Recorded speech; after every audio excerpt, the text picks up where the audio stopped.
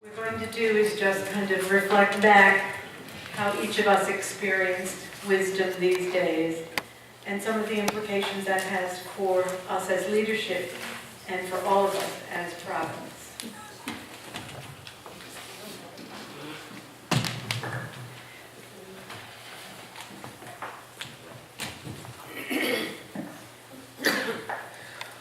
Well, as I reflected last night over the past 2 days, I thought of the highlights of our time together. The presentations of Evelyn and Elizabeth Ersick, our time of contemplation, as well as the morning prayer, the sharing at tables and triads, and last but not least, the informal time spent together. Some of my perceptions are that though a good number of us were able to be here, I found myself missing those who were not. My feeling is that I was not the only one thinking that way, and that others of you miss people not being here too. The other is that the topic, the rule of life, was one that really spoke deeply to our hearts. I'm most appreciative of Elizabeth's articulation of the 4 characteristics of wisdom: courage, compassion, community, and creativity. I see these characteristics operative in our province in a variety of ways, and I'd just like to reflect back to you some examples. For courage, I see so many of you facing difficult situations involving illness or loss, and yet there's a spirit that keeps you or us going. I believe this spirit comes from our call to mission, especially in the rule of life number 6. Whatever our commitment or condition of our life, we make the passion of Montfort and Marie-Louise our own today. I love God hidden in my neighbor. And each of us, no matter our age, our state of health, is fully a part of the congregation's mission. For compassion, I see this in how we care for one another. Evident here during these days, even in the simple acts of kindness, such as picking up someone's plate, holding the door. I also saw your compassion and patience in the empathy you extended to Catherine yesterday when the DVD wasn't working. In the everyday, I didn't mean to put you on the spot.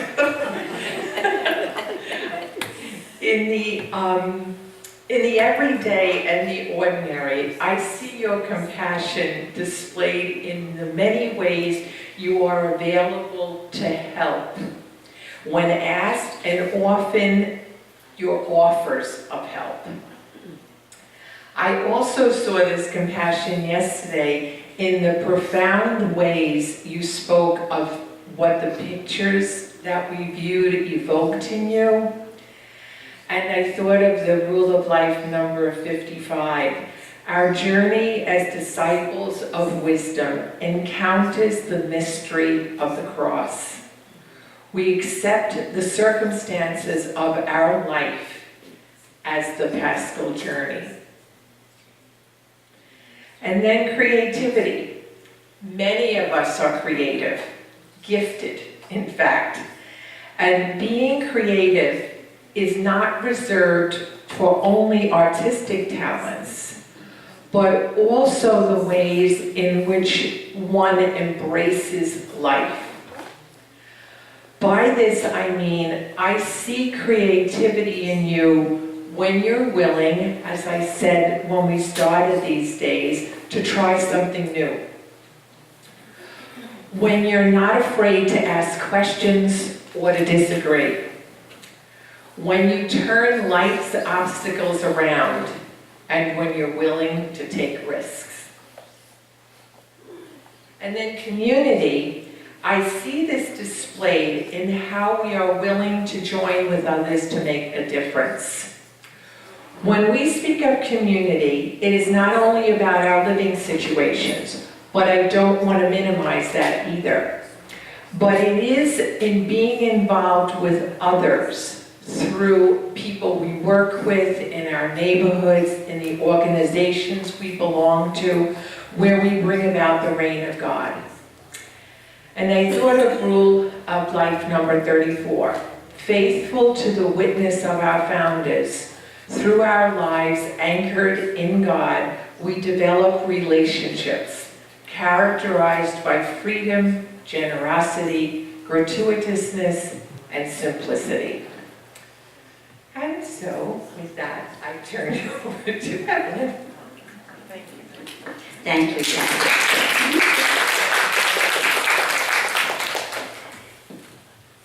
My reflection last night led me to two realizations, I guess, or deepening of realizations. The first is the way that I saw wisdom being made visible among us in this time together by the way we were with each other, by the way we are with each other.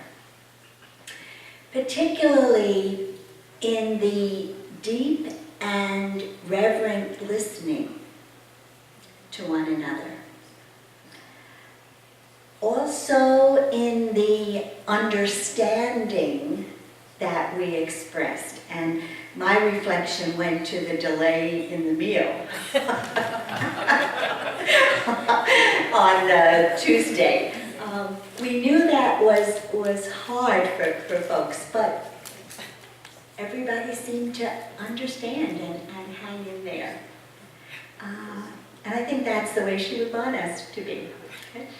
And then thirdly, the way that we moved into the sharing, each table sharing and triad that I was a part of, I was so conscious that it just moved easily. And I believe that's from our trust in one another that we continue to deepen in experiences like this. So I am deeply grateful that wisdom revealed her face among us. I also believe that she challenged us in our interaction and invited us to continue to grow in her way, in the way of wisdom.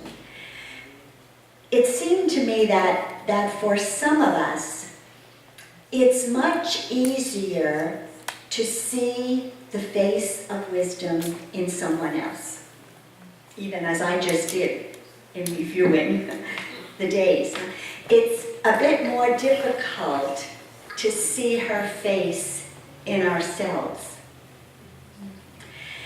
And I know for myself, one of the reasons I believe is because I know from the inside my inadequacies, my vulnerabilities, my lack.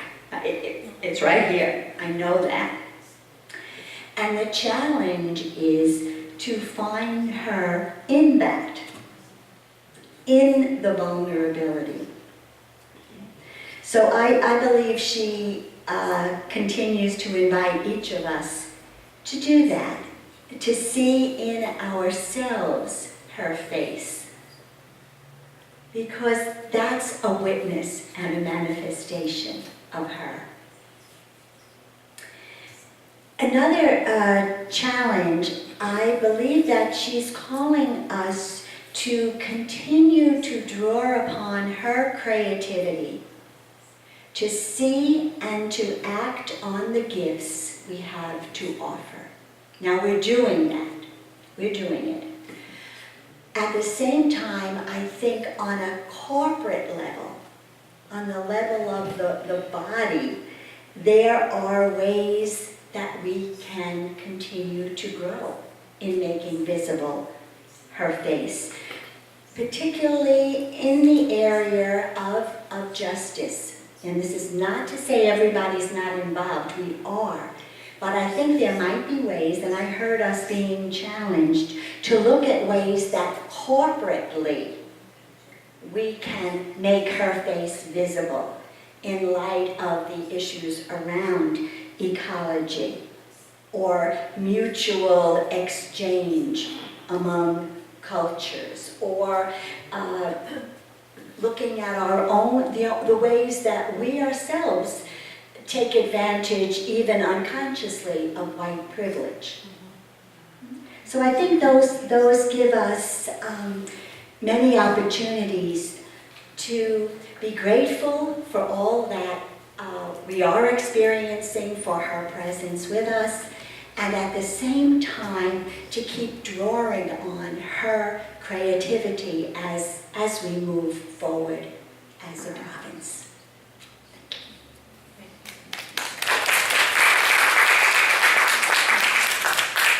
Thanks, Ed. One of the things that I thought was really important this week was our focus on the rule of life.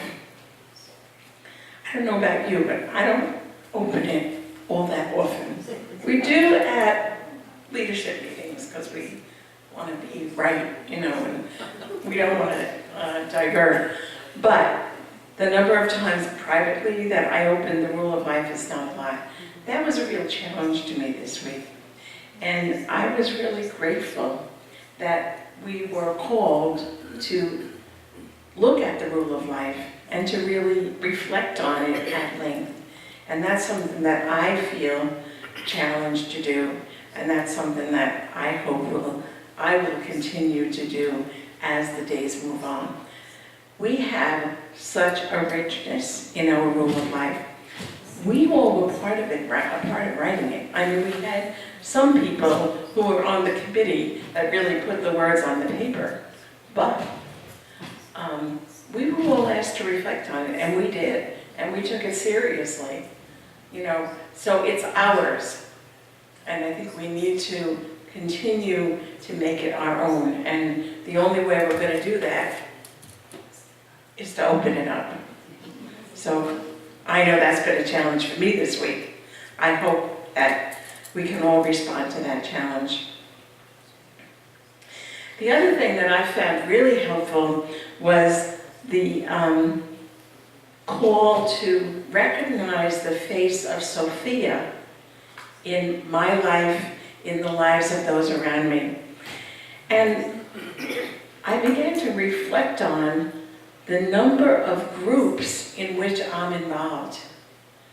And each one of those, there are people there that reflect Sophia's face to me, as you are involved too. And I began to think of Pax Christi, of the political groups that I belong to in Nassau County, the group that I work with in human trafficking,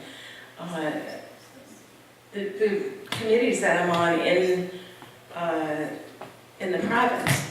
And I think each one of those have people. That's all a reflection to me of the face of wisdom. And it was good for me, I forget it sometimes, but it was good for me to focus on that. I've been recognized in the past year by different groups, and I'm grateful for that. But I know that I'm not honored as me, but as a daughter of wisdom. And each time that I, accept that, I accept it in our name. Because I am who I am because of being a daughter of wisdom, because the richness that I have received in my formation, in my daily interaction with each of you. So that was really important for me to remember and to continue to remember. The other thing that I really appreciated was the contemplative silence. When Kathy and I went to LCWR in August, they told us that the contemplative silence was going to be part and parcel of what we were doing. It was unbelievable because we had just talked about making it a part of this gathering. So I said, well, I guess we're right there, we're doing the right thing. And it was part and parcel of the LCWR meeting. We spent many moments, we had rooms set up where we spent many moments in contemplative silence. And I think here, the time that we spent in that silence was very, very powerful and very, very deep. It was unbelievable to me how we connected in that silence. And that was really important to me this time. So I thank you.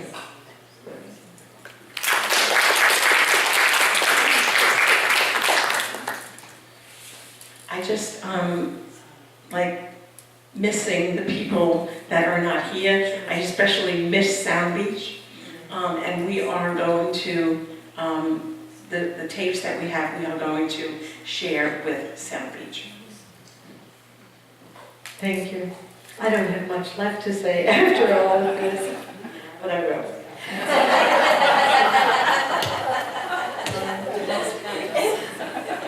Last night when I was reflecting on this, there were 4 points that kind of popped out of these days together and our experiences together. And one was the silence, one was the stories, one was the solidarity, and the last was the schmoozing. So I just want to say a word or two about each of those. And I agree very much with, and we didn't work together on this, so we didn't know what one another was going to say. But I do want to follow up on what Evelyn was saying about the silence. There was something very, very profound, and it's happened before. It didn't just start here. But every time I experience us going into deep, prayerful silence, it's a very sacred and holy space. And when we were walking around with the pictures, and we were in that silence, it was like I would pass this silent body who was speaking to me almost as much as the pictures were. So I'm very, very grateful for that. The stories. I was struck by how what was written in the Rule of Life, and I too, like Evelyn, want to spend more time with it, by how easy it was for us to go from the written word of the Rule of Life to make the connection with the stories, the people we serve, the people who inspire us, the people out there who are all reflections of the face of wisdom. Making wisdom visible was not a hard thing, it would seem to me, for all of us to be in touch with these days. It was like just somebody would just give us the key, we'll turn it, and it'll open that door. So I felt, I was very grateful that we could talk about what means a lot to us, and I think we did. You know, sometimes, very often, when we come together, we say, I don't know what anybody does. I mean, you know, we never talk about what we do, and I felt that this was an opportunity, if you wanted it, and I think we wanted it, to hear one another's stories. I think the other thing I became conscious of as we were together these days is I think we've crossed a line now in terms of spirituality and justice. It makes me wonder, why was it such a problem all these years? You know how we didn't fight, but we were close. You know, this is spirituality and this is justice, and it's almost like we've come through the birth canal, and it's a way of being together. At least that's what I experienced. Maybe you didn't, but I felt that we were talking in a more integrative way about wisdom embedded in the justice, wisdom embedded in the needs of our time. So that was a source of wonderful amazement to me. So I'm very grateful for that. The challenge for me has to do with solidarity, and I think maybe this is the next transitional stage that I feel we're being invited into. I heard people talk about, you know, we're not the only ones who have wisdom. Wisdom is out there. Wisdom is in those people that we serve. We don't always have to have them come to us for wisdom. We have to go out and experience how they are, whether it's different religions, whether it's different situations in life, that they bring so much to us. And I felt the challenge for us corporately, and I think we'll talk about it probably as a team, about how are we networking with those other groups? How are we in solidarity with others that are about wisdom? They may not have the words we do. Doesn't matter. They have, you know the reality when you see it in the picture. You know the reality when you are with people. So I want to keep that in my own mind, and I'm grateful. I know I heard somebody say, yeah, we've been saying this for 10 years. But, you know, we said justice and spirituality for 10 years, and we finally, I think, got that. And I think maybe the next wave is, you know, we will engage in ways that bring us in solidarity with other groups. What concerned me about that, and maybe, and this is just my perception and it may not be accurate, is I don't feel we can wait for anybody in leadership to get this solidarity stuff down pat. I feel that every one of us who has a commitment to wisdom and a passion for justice, that we can take that initiative as individuals, and I think we may do it as individuals. I think our local living situations ought to sit down and talk about how are we in solidarity in neighborhoods, with whatever the larger organization is. I do think leadership has a responsibility, and we'll look at that, to see how are we corporately public in the name of wisdom. But I really also don't feel, I don't feel responsible for the whole thing as leadership. So I have to say, maybe you should each look at it too. And then help us see that you're doing it so that we know that it's going on, you know, and we don't have to keep saying, why aren't we? When perhaps we are. So, and that leads me into the schmoozing. Because, I don't know if any of you remember Sean McCarthy. He was a Trinitarian priest. He was with us a number of times, years back. I was friends with Sean, and one of the things I remember him telling me was when he used to go to Africa to his Trinitarian communities there, and they would have meetings, and these would be big planning meetings, and they have all the people there. And he said, it took me ever so long to realize that you do not do planning, you do not make decisions, you do not accomplish anything until you have a creative waste of time with the people. And I said, what in the world is that? He said, and I think it's schmoozing, even though some of you said to me, what is the schmoozing? I think it was the schmoozing. It was that giving ourselves time to get in touch with one another's lives. So he said, so I'd have to be standing there finding out what they had for dinner the night before and what was happening with their granddaughter. And if you didn't do that, you didn't work. If you did that, creative waste of time together, once you started to work, it went like a dream. So I think in terms of what I experienced here, and it may be hard for some of us who are more goal-oriented, you know, let's get together, let's get it done, and let's go home. This could have felt like we wasted a lot of time. You know, we could have bumped this up quicker, we could have done this in less time.